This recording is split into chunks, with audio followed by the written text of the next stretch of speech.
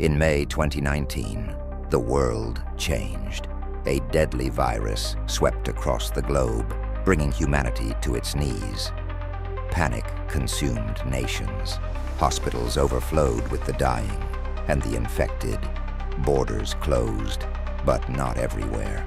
Some governments chose denial, allowing life to continue. As the body count rose.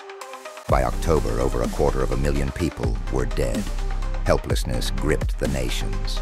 Quarantine was not enough. A desperate race began, a race to find a vaccine. Scientists from North America, Russia, China, Germany, and Livonia battled against time. But the virus was relentless. By March 2020, it had mutated again and again, evading every attempt to contain it. Failed vaccines only made it stronger, pushing the death toll past 1.5 million. The world began to spiral into chaos. July brought an unimaginable toll. 300 million lives lost. Desperation spread like wildfire.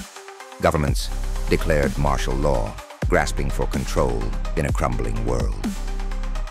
Amid the madness, one company in Livonia stood on the brink of a breakthrough. A prototype vaccine was born. Hope flickered, but hope was fleeting. By November, with nearly 1 billion dead, global leaders forced the Livonian company to fast-track the vaccine. Despite grave concerns, people from every corner of the earth flocked to Livonia, desperate for salvation. February 2021. The vaccine was sent worldwide. Billions of doses distributed, governments mandating it at gunpoint. Those who refused were executed, and yet the death toll continued to climb, surpassing 1 billion. The cure was not salvation. It was the beginning of the end. April 2021. The vaccine had failed. The weak and vulnerable, the sick and desperate, they were struck down first, showing terrifying symptoms: fever, blood-filled coughs, bleeding eyes, death. But death was only the beginning. The dead rose, consumed by violence, spreading the virus with every bite. Chaos reigned. In Livonia, a missile launched from the Black Sea struck Lemborg. It obliterated the lab that birthed the vaccine, perhaps in anger, perhaps in desperation. But that was not all.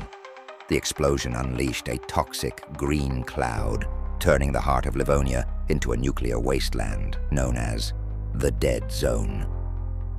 By September, 6 billion people were dead.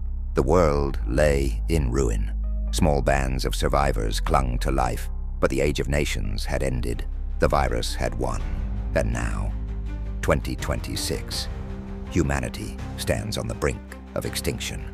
The virus rages on, unstoppable, relentless.